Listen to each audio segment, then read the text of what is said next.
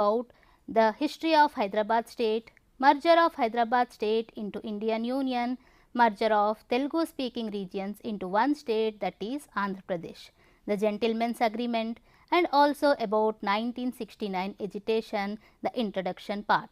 So, in this class we shall learn about the agitation of people over neglecting mulki rules and ignoring the recommendations given by regional council, and also about discriminating terms for Telangana in comparison to Andhra regions. There was a lot of discontent among the people of Telangana after the merger of the Telangana state with Andhra regions. There was a lot of discontent, dissatisfaction among the people of Telangana. They were not happy with the merger of Andhra regions with Telangana, though all the three regions were Telugu speaking states. Why the people were not satisfied with the existing combined Andhra Pradesh? Let us try to understand. Reasons for the discontent among Telangana people. The first one is diversion of surplus revenue from Telangana to other regions of the state. What is diversion of surplus revenue? Is the most of the surplus revenue was being diverted to the other regions. It was actually promised by the regional council that the amount, whatever the surplus it would be there, that would be diverted to the further development of Telangana. But it was not being done, so the surplus was transmitted to the other places, not for Telangana state. The next one is discrimination in employment in government sector. Most of the employment was being done for the people, those who doesn't belong to Telangana state. In employment there was a lot of discrimination. Most of the government jobs were given to the Andhra people when compared to the Telangana people. And the third one is granting of domicile status, coastal Andhra persons working in Telangana region. Domicile status means removal of the mulki rules, and those who were staying in Telangana region, despite to whichever region they belong to, they were given the domicile status that they can belong to that local region only. So, this was injustice done for the people of Telangana, and people started protesting, and soon it became a mass movement in which even the students of Osmania University, they played a major role. A key role was played by the students of Osmania University also. During those times, the Telangana Praja Samiti was formed, carry on the protest against the combined Andhra Pradesh and ask for the separate Telangana state. The central government held long talks and came up with a 8-point plan. So, seeing the agitations that are going on in the state of Telangana because of the combined Andhra Pradesh, the central government intervened in it, and it wanted to bring a 8-point plan, and it brought out certain solutions in it. What were those solutions? Let us see. In 1972, a counter movement started in response to Telangana agitation called Jai Andhra. So, they also in Andhra Pradesh, the Andhra regions also started certain movements in their own place, that is Andhra region. And what did they demand? They demanded the removal of mulki rules, that is the they demanded removal of mulki rules relating to the domicile status, that is those who stay in that particular place belong to that place. It is not that if they come from Andhra or Telangana, but if they are living in that particular place, the domicile status should be given to them. That was the mulki rules, and even they have demanded the development of coastal Andhra regions also. So, even in these movements, the students formed a main part of agitation, as they felt that their employment opportunities were threatened. So, who were playing the major role here? Here also the students of Andhra were playing a major role in the Andhra movement, and they doesn't want their employment opportunities to get threatened because of the Mulki rules. Then the central government again intervened, and a 6-point formula was formulated by the central government in the year 1973. So, what was the 6-point program? In this 6-point program, the central government assured that all the regions that priority in government employment would be given to local people. In the sense, those who belong to a particular place, to them only the government employment would be given. This assurance was given in 6-point plan. And then another opportunity was also given, that is the educational opportunities would be expanded even in Andhra as well as in Telangana regions. Then a central university would be set up in Hyderabad. As a part of expanding the educational opportunities, a central university would be set up so that the people of Telangana doesn't get far away from the educational opportunities. And with this 6-point program, the Mulki rules and the regional committee for Telangana were dropped, and also Telangana lost its distinct identity as promised in Gentleman's Agreement. So, in Gentleman's Agreement, there was a lot of opportunity that was given to the people of Telangana, promising that there will be full of development for the people of Telangana in their culture, in their education, in their employment opportunities, and surplus revenues would be transferred to the people of Telangana, but it was not accepted, and in 6-point plan program all the Mulki rules were omitted and even Gentleman's Agreement was also dropped. These were the injustices done to the people of Telangana. In this context, again formation of Telugu Desam Party has come into existence. And what is the reason for Telugu Desam Party that has come into existence is that the central government was intervening again and again in the matters of the Andhra Pradesh state, which was not liked by the people of Andhra, and so the Telugu Desam Party TDP has come into existence opposing to the intervention of central government. And then these were all some of the reasons. Let us learn about more reasons for the discontent of the Telangana people and demand for the Telangana state.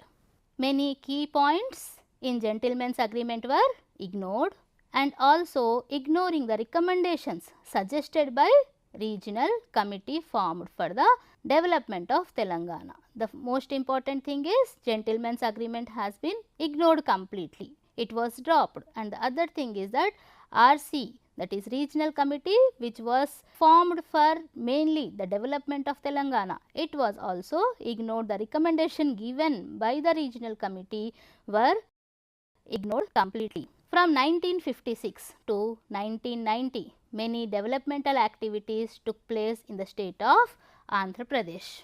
So, in those developmental activities, where were the Telangana people, how much of the development could be received by the Telangana regions, let us understand. Major dams were built, irrigation and power projects initiated, vast mining and industrial complexes were established. A large number of universities and technical institutions were also established in the combined Andhra Pradesh. After 1990s, the state saw a boom in the information technology industry, especially in Hyderabad.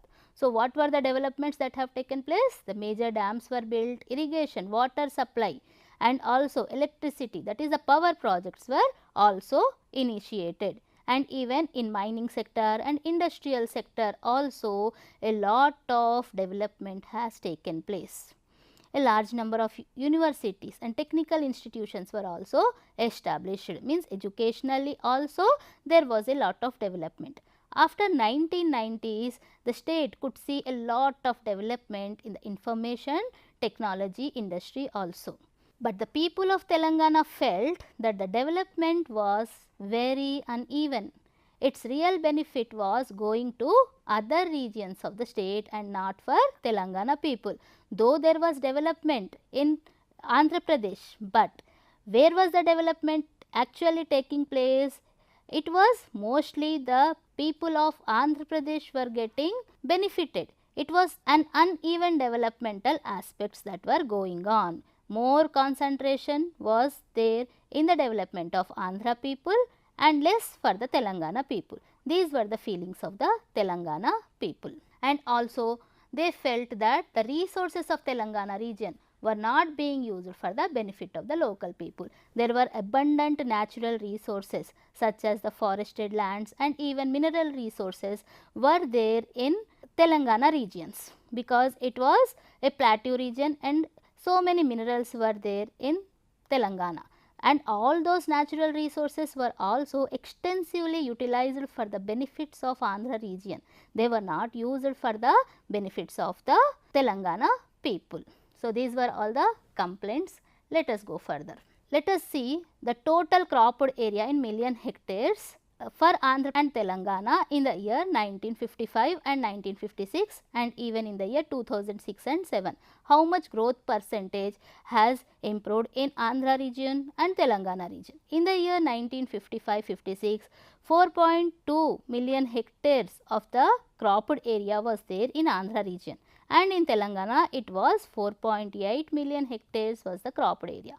In the year 2006 and 7, from 4.2 it improved to 5.3 million hectares in the Andhra region. The growth rate was almost 20% for Andhra region, whereas in Telangana it was 4.8 in the year 1955-56, and by the year of 2006 and 7 it just improved 0.2%, that is it reached up to 5 million hectares. And how much was the growth rate? It was only 2%. So, with this we can understand the discrimination done to the people of Telangana.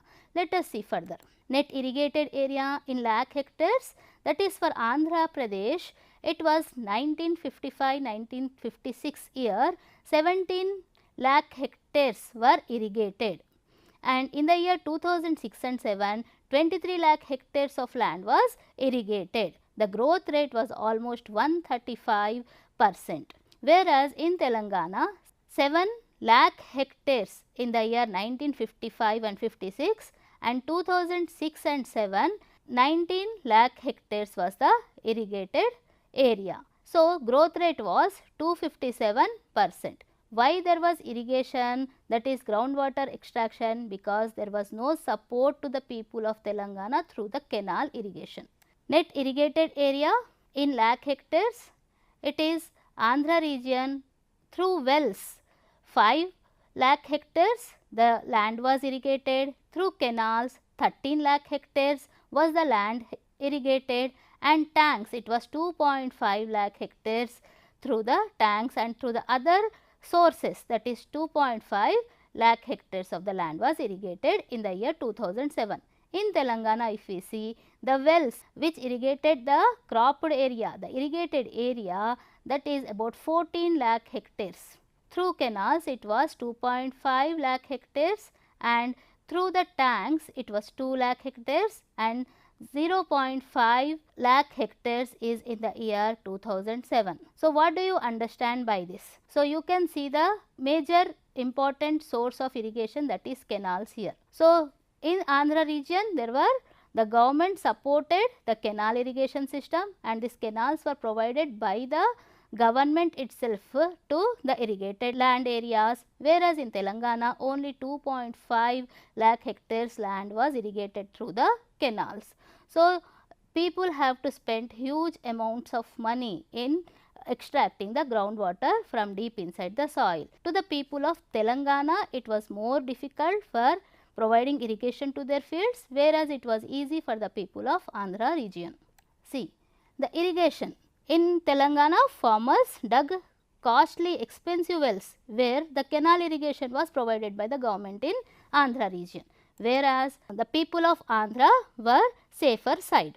The next is agriculture laborers. Agriculture labor increased from 38% to 47% of the population in Telangana, but in Andhra it increased only by 1%. Agriculture labor increase means the people were losing their farmlands and they were turning to agriculture laborers. So, from 38% they increased to 47% in Telangana regions, means people were turning to poverty, there was no development. But in Andhra you can see it led only 1% increase to the agriculture laborers, means the development we can see is more happening in the Andhra regions. And due to drought, failure of crop and loss of life and livelihood among people between the year May 2004 and November 2005 also brought a lot of disastrous situations for the farmers of Telangana.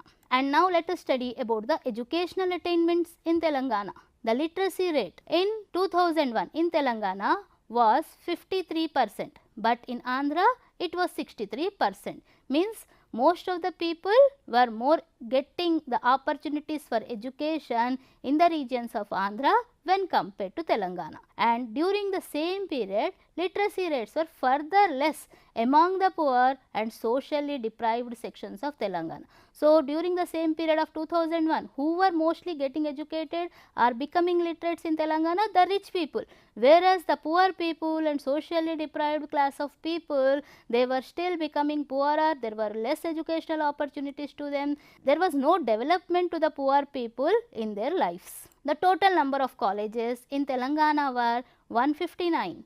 If Hyderabad is excluded, only 116 were the colleges at that time, but in Andhra there were 181 colleges excluding Hyderabad for the same number of youth. So, here we can understand the educational opportunities were more for the people of Andhra when compared to the people of Telangana.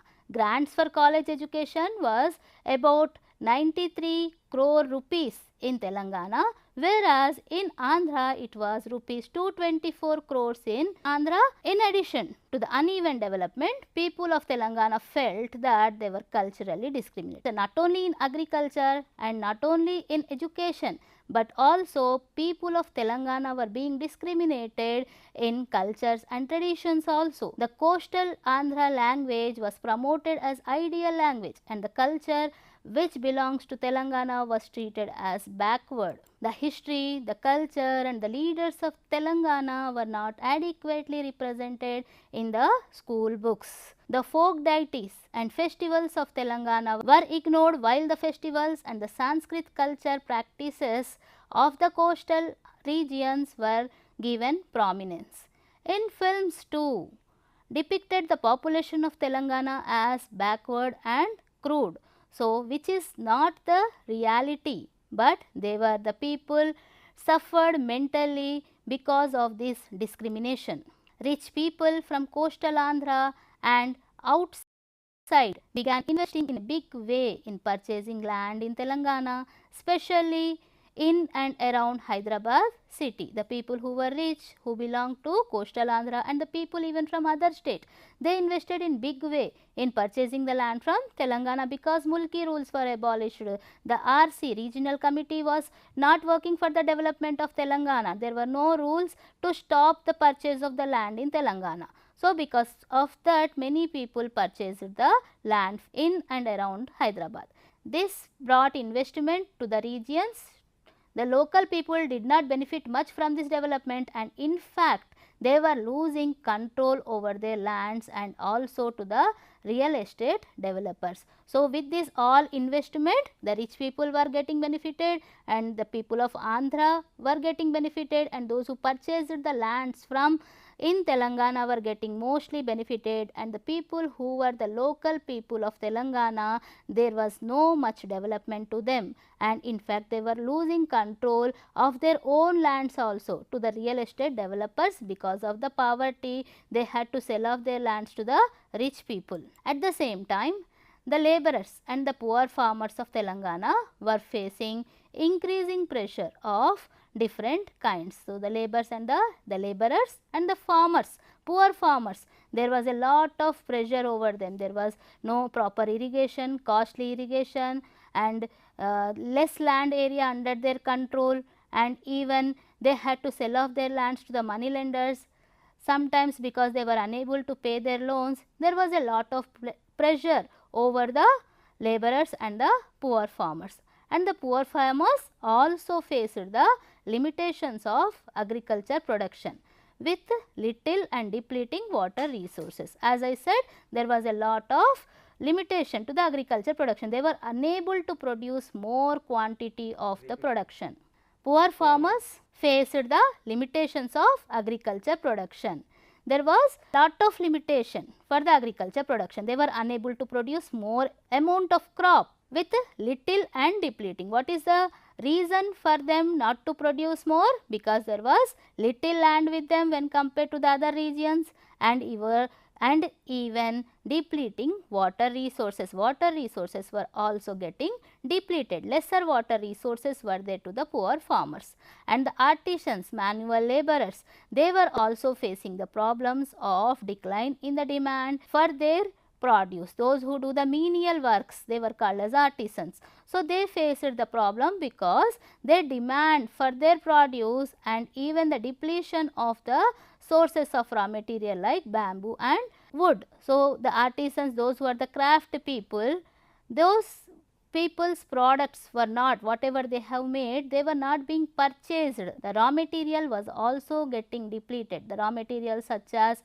the bamboo or the wood. So, basket makers and all comes under the artisans. So, that was also declining, it was diverted to the other industries. So, they faced the lack of the raw material also. So, they also started facing a lot of problem.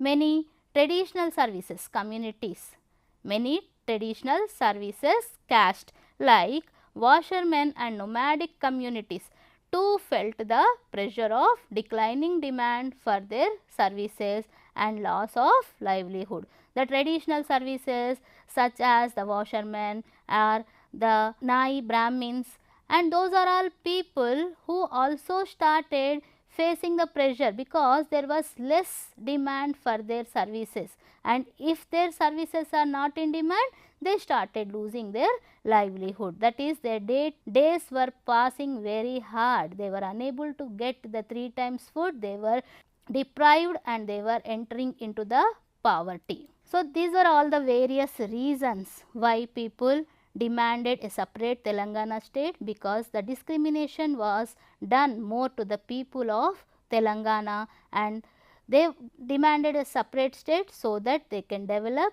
they can think of themselves and they can live a free and a happy, peaceful life. So, now let us study about the movements in Telangana in the year 1990s. The problems of the farmers. Let us study in detail the hike in inputs of agriculture products, inputs such as the seeds and even the agriculture machinery. There was a hike in the prices of those products, and also there was a huge competition from cheap imported agriculture products. So, in agriculture field there was a lot of competition because agriculture products were getting imported from the other regions, and it provided a stiff competition to the farmers of Telangana. And also depletion of groundwater resources. There was less groundwater for the people and they have to dig deeper, and for digging deeper the bore wells they have to spend more amount of money and they have to keep a lot of investment, and the farmers were not so rich to get all those things done, and the depletion of the groundwater resources also has taken place because there was more extraction of groundwater by the rich people and less water was available for the poor farmers. And the next one is the sale of farmlands to the outsiders. The farmlands were being sold to the outsiders, then to the people of Telangana, and also unemployment among artisans, that is the craft people, the basket makers and so on, and there was also less employment to the people who were traditional service providers. So, these were all the problems faced by the different people of Telangana in different communities. Tribal caste organizations like Kudumdeba, Lambadi, Nangara Bheri and Yerukula Kuru among others came up for protecting their existing needs. What were their existing needs? These were all the tribal people and they wanted their needs to be fulfilled and they doesn't want their things to be taken off from them. So, what were their demands? That is the Jal, Jungle and Zameen. Jal is water, Jungle is the forested region and Zameen is land. So, these people started their protest and they doesn't want to lose the existential needs at all. And Madiga Dandora, Kurumugolla, Dolu Debba and Moku Debba, these were formed, and even smaller communities associated with the Telangana movement expecting it to solve their problems. So, they formed so many smaller communities as I said above, so that they expected that these communities will be able to solve their problems. The Telangana Information Trust was set up in the year 1989 by the intelligentsia to bring out the information on injustices done to Telangana. So, seeing all these kind of situations, being the problems faced by the people in the rural as well as in the urban regions, in the educational and the employment levels. So, the government, the people of Andhra, the protesters, they set up an intelligentsia in the year 1989 to bring out the information on the injustices done to the people in Telangana. On November 1st, 1996, Telangana Vidroha Dinam was observed in Warangal by group of intellectuals headed by Professor Jayashankar. Professor Jayashankar was known as ideologist for the Telangana formation, and on November 1st, 1996, day of formation of Andhra Pradesh, it was celebrated, it was observed as the day of Telangana Vidroha Dinam. And Telangana employees, including the teachers, non-gazetted and gazetted officers, they formed their own organization to demand Telangana and to protest against the existing state. The Telangana intelligentsia came together to uphold seminar in Usmania University and helped to conceptualize the issues from various angles. So, there were teachers, non-gazetted and gazetted officers who were protesting against the combined Andhra and demanding the separate state. And in Usmania University also, the intelligentsia brought all the people together and they conducted a meeting to see this issue through the various angles. The employees, students, writers, cultural activists began holding seminars, lecture meetings, dhoom-dhams and so on. There was a lot of protest among all sections of people, including the employees, students, writers and even cultural activists, and they started agitating in different modes, that is through the lecture modes, dhoom-dhams and so on. Between Jagitial Jaitra Yatra in the year 1978 and Warangal Raitu Kuli Sangham public meeting in the year 1990, between this period a new activism gave direction to the youth, and through that to all the masses, means not only the leaders, not only few people or few sections of the society, but everyone, even the common man also started participating in the protest for demanding Telangana as a separate state, and they were no more to bear the injustices done for the people of Telangana. Children, I think you have understood how the struggles of the farmers, of the students and of the employees and everyone, all the sections of the society were facing, and they demanded a separate state for themselves, that is Telangana. So, and even you have also learnt that intelligentsia also was formed so that to get the detailed information about the actual injustices done for the people of Telangana. And finally, how the people could achieve the Telangana state, we shall learn in the next section. So, let us go for the evaluation part.